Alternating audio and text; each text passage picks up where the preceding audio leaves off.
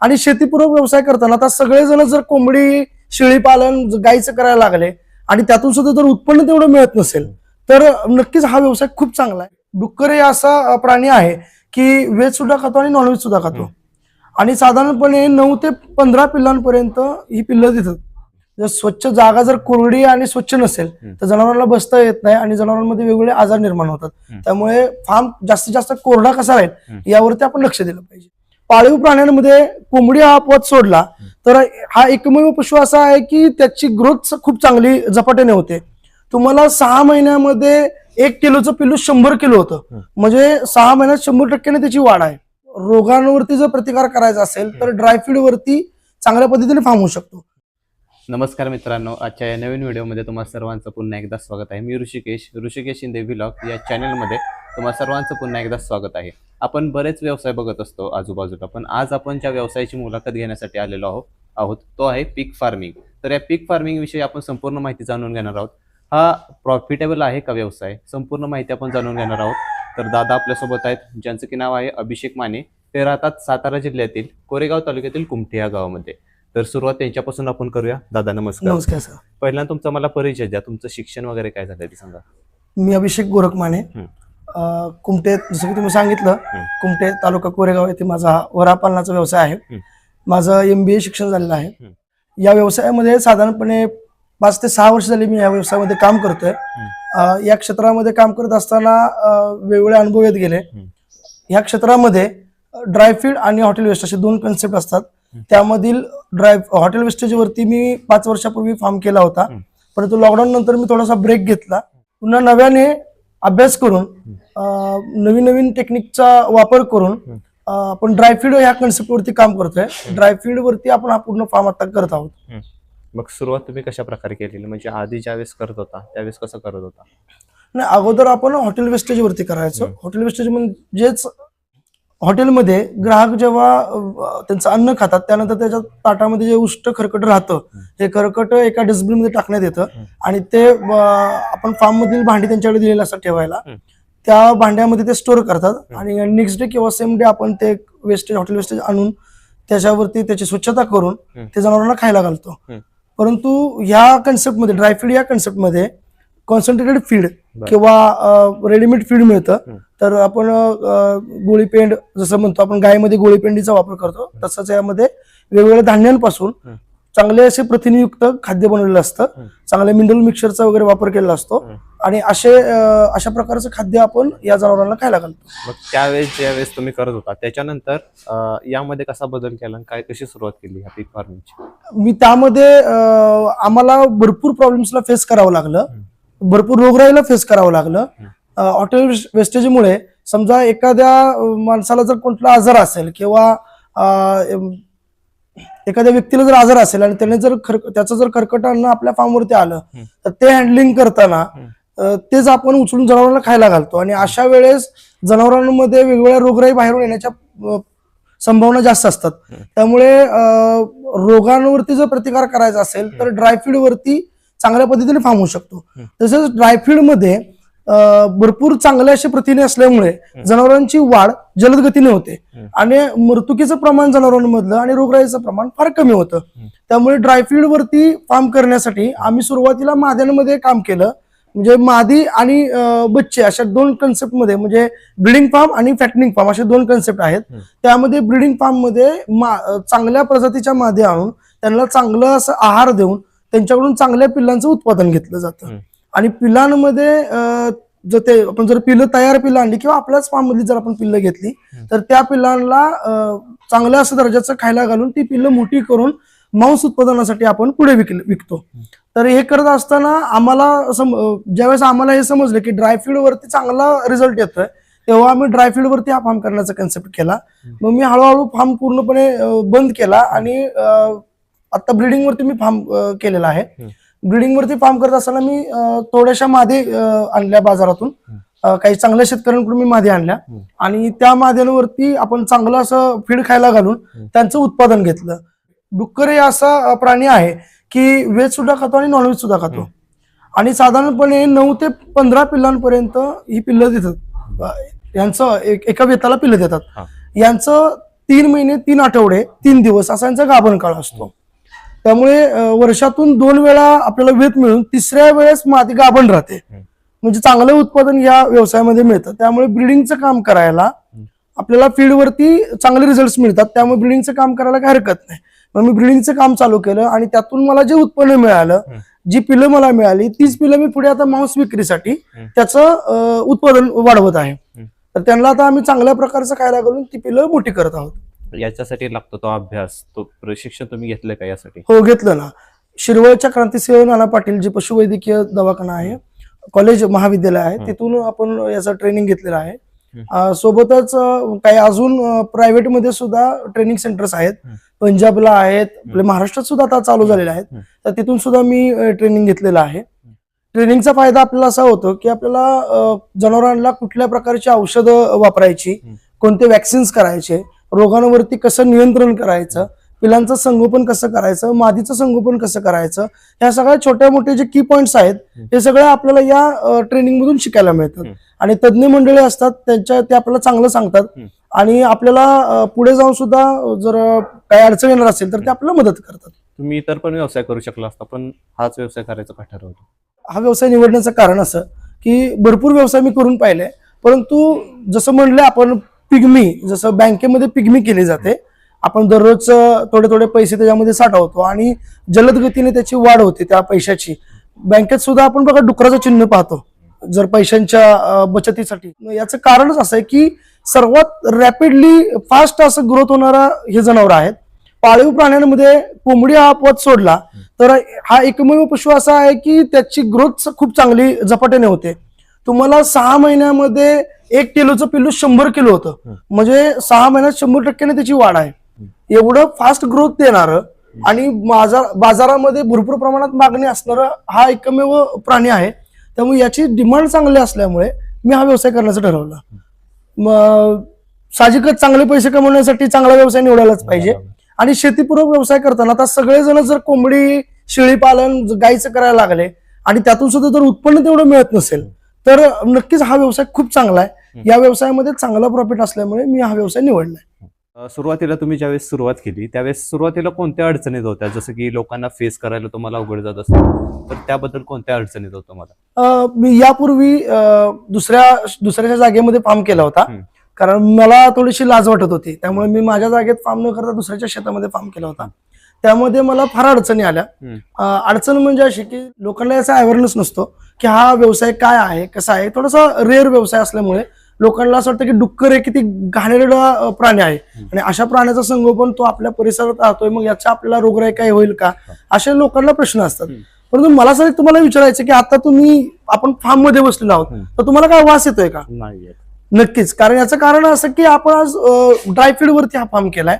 ड्रायफीड वरती हा फार्म करत असताना कदाचित तुम्हाला गायचा सुद्धा वास येईल, पण तेवढा सुद्धा यांचा वास येणार नाही, कारण यांचं फक्त शेण बाजूला वेगळं पडतं. काय असतं, ज्यावेळेस खरकट अन्नावरती हा प्रोजेक्ट केला जातो उष्टावरती, त्यावेळेस खरकट अन्न कुजतं. कुजल्यानंतर त्याचा वास यायला चालू होतो. त्यामुळे या व्यवसायात असा वास येत नाही. मी यापूर्वी खरकटावरती व्यवसाय केला होता वेस्ट फीड वरती, त्यामुळे त्याचा वास नक्कीच येत होता, साहजिकच येत होता. परंतु लोकांना त्या वासा दुर्गंधीपेक्षा त्या जनावराचं बाबा ते तुम्ही खरकट आणताय आणि तुम्ही फार्म म्हणजे डुक्कर सांभाळत आहेत ह्याच्या विचारानंच लोकांना वास येतो. आणि मग हा विचार करून लोक म्हणतात की किती घाण आहे, म्हणून मग मला लोकांनी फार त्रास दिला. मला अक्षरशः मला फार्म बंद करावा लागला. म्हणजे माझ्यावरती खूप साऱ्या कंप्लेंट्स केल्या. मी यासाठी प्रशासनाकडे पण दाद मागितली, परंतु मला कुठल्याही प्रकारची दाद गव्हर्नमेंटकडून सुद्धा मिळाली नाही. मग नाईलाज असतो मला फार्म बंद करावा लागला. पण आता ज्यावेळेस मी पुन्हा फार्म चालू केला आहे तर मी प्रदूषण नियंत्रण मंडळाच्या ज्या काही अडचणी म्हणजे प्रदूषण नियंत्रण बोर्डाच्या ज्या ज्या अटी आहेत त्या सर्व अटींचं पालन करून आपण चांगल्या पद्धतीने आता फार्म केलाय.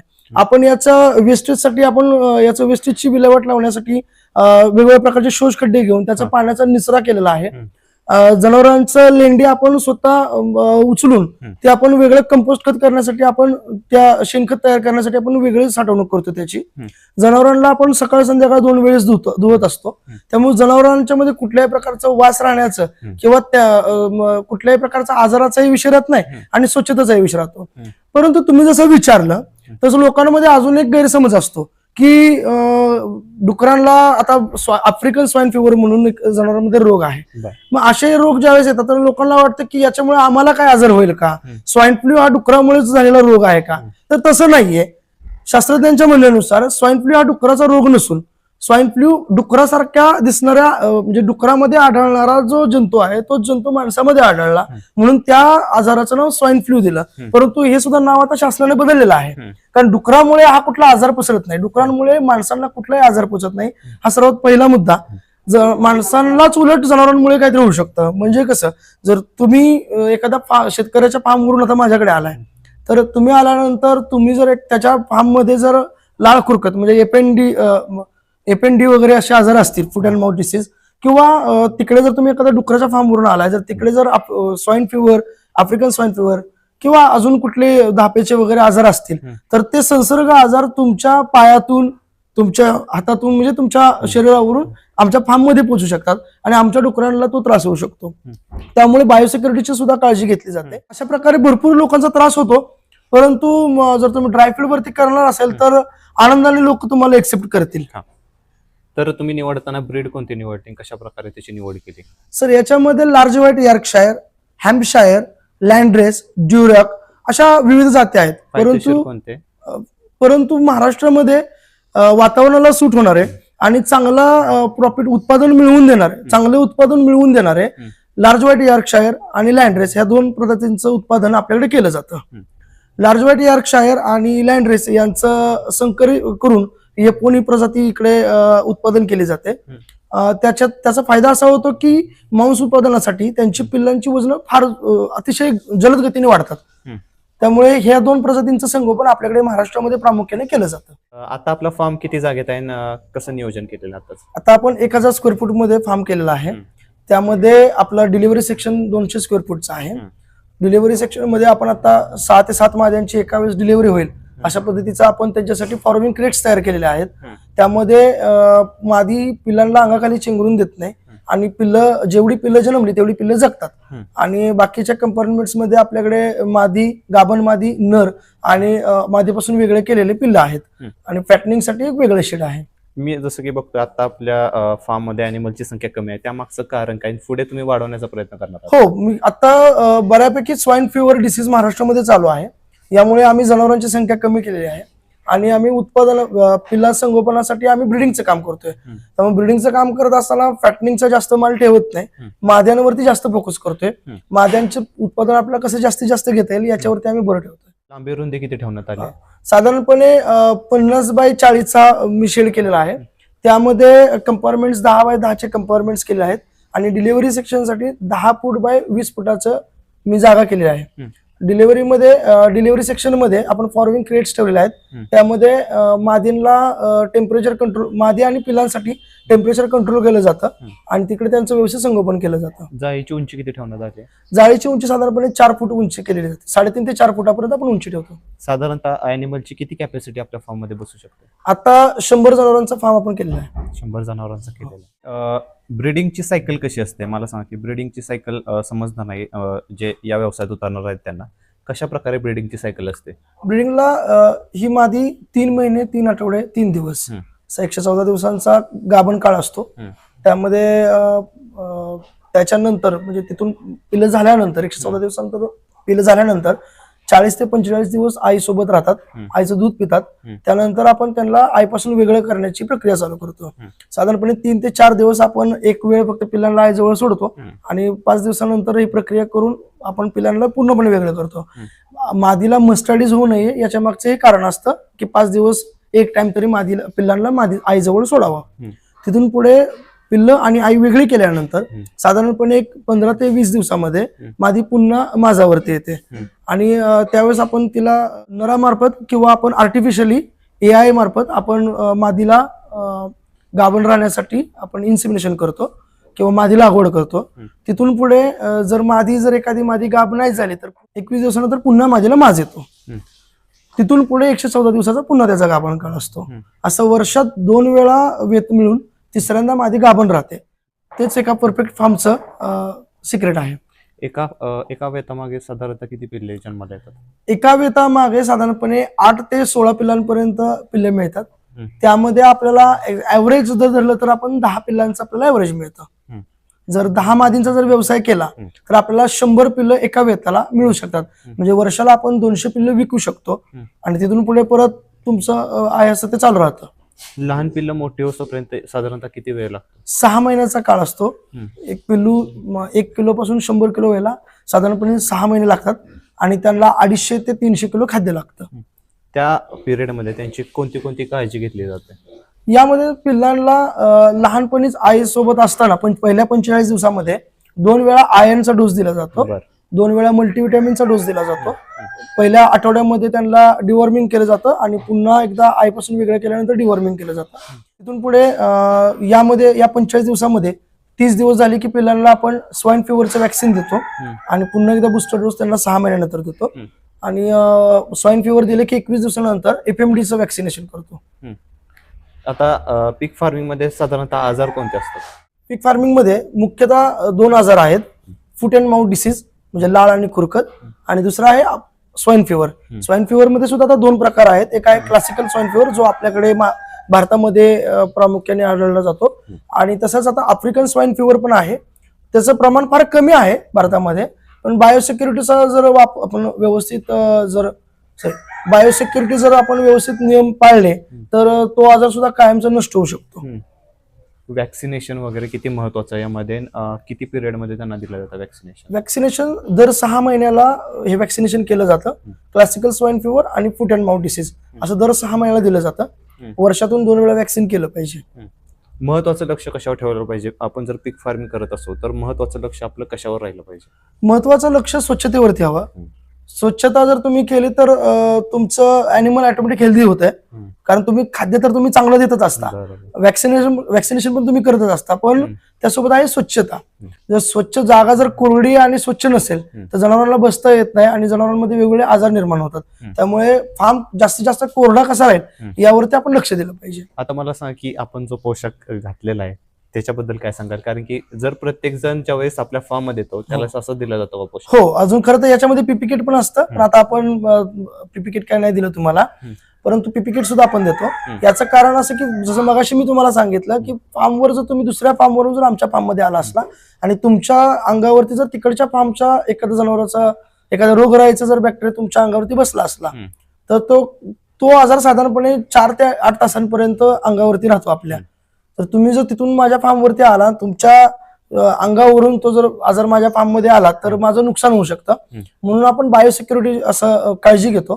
त्या बायोसिक्युरिटीचं आपण नियमांचं पालन करतो. नंतर माणसांना पहिलं चुना टाकतो, चुन्यातून पाय बुडवून आपण पुढे घेतो.